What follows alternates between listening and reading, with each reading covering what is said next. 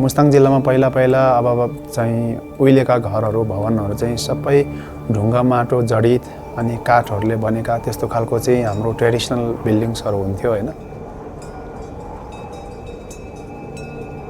छानाहरू चाहिँ काठ अनि घाँस अनि माटो गरेको तातो थियो कि पहिला घरहरू चाहिँ।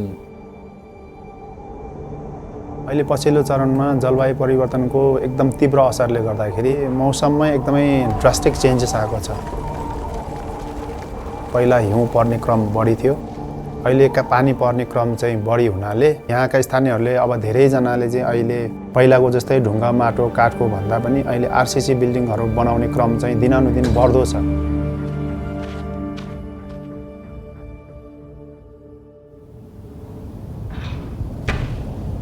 यो रुम चाहिँ सबैभन्दा घाम पनि लाग्दैन, बर्खा महिनामा नि लाग्दैन, हिउँदो महिनामा नि घाम लाग्दैन, त्यही भएर एकदमै चिसो हुन्छ।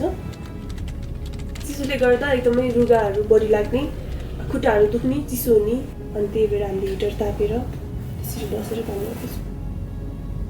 हामीले झ्याल चाहिँ खोल्दैनौँ, सधैँ बन्द नै हुन्छ। त्यही पनि झ्याल बन्द गर्दा पनि झ्यालको यस्तो कुना काप्चाबाट हावाहरू आएर चिसो चाहिँ हुन्छ।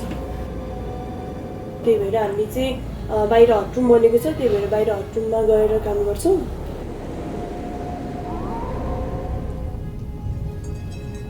अब पहिलाको हाम्रो ढुङ्गा माटो काठको घर चाहिँ न्यानो हुँदाखेरि केही समस्या नहुने, अहिले आरसीसीको बिल्डिङहरू धेरै हुँदै जाँदाखेरि स्थानीयहरूलाई ढाड दुख्ने, घुँडा दुख्ने, बाथरुमहरूको समस्याहरू एकदमै बढ्दै गएको अवस्थाहरू छ।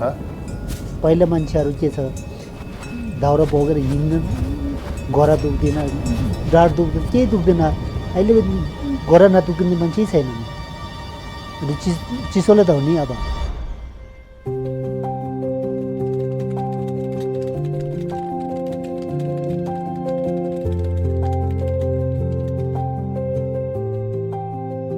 अब यो हाम्रो रेट्रोफिट गर्ने बेलामा चाहिँ हाम्रो पहिल्यै एउटा एक्जिस्टिङ आरसीसी बिल्डिङ बनिसकेको थियो, त्यसमा इन्सुलेसन त सिपुलले गरिहाल्यो। तल भुइँमा फलेक छ, साइडमा फलेक छ र अरू ठाउँमा चाहिँ प्लाइवुडहरू युज गरेर हामीले त्यसरी गरेका छौँ।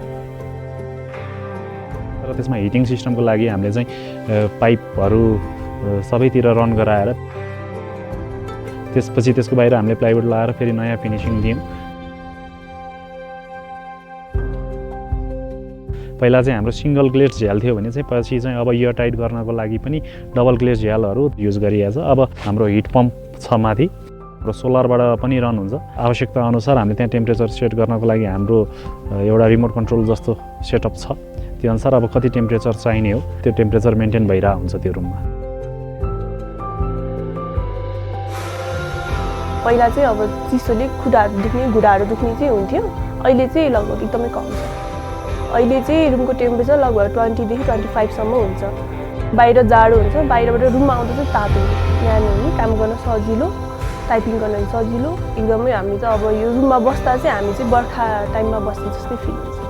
ज्यानको लागि नि तातो, आई थिङ्क यो चाहिँ ओभरअल हेल्थको लागि नै राम्रै हो जस्तो लाग्छ। अनि अरूहरू पनि आइराख्नुहुन्छ, तपाईँहरू भाग्यमानी हुनुहुन्छ यो कोठामा बस्ने भन्नुहुन्छ हामीलाई।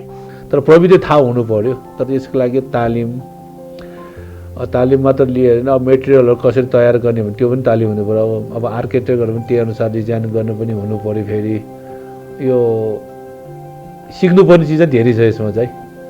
तर यो चाहिँ यो प्रविधि चाहिँ अहिलेको यो खास गरेको मुस्ताङ जिल्लामा जहाँ चाहिँ एकदमै चिसो ठाउँ छ, हामी हिमाली जिल्लाको लागि त यो नभई नहुने एउटा प्रविधि जस्तो देखियो कि यो रेट्रोफिटिङ भने पनि इन्सुलेसन भने पनि हैन। यसले चाहिँ यो टेम्परेचर मेन्टेन गर्ने कुरा हो नि त। यो खालको प्रविधि चाहिँ हामीले विकास गर्न सक्यौँ र यसलाई चाहिँ इन्स्टल गर्न सक्यौँ भने चाहिँ एकदमै राम्रो हुने खालको अवस्था छ। विद्यालयहरू आवश्यक बस्ने खालको विद्यालयहरू, यो हस्पिटलहरूमा, विशेष गरेर बर्थिङ सेन्टरहरूमा जहाँ चाहिँ अब गर्भवती महिलाहरूले बच्चा सजिलै जन्माउनु पाओस्, टेम्परेचर पनि वेल मेन्टेन भएको होस्, त्यसले गर्दाखेरि आमा र बच्चा दुइटैको स्वास्थ्यमा ज्यान जोखिम नहुने, त्यसले गर्दाखेरि त्यतातिर चाहिँ एकदमै आवश्यकता हो कि भन्ने कुरा चाहिँ मेरो चाहिँ एकदमै मलाई चाहिँ त्यो लाग्छ कि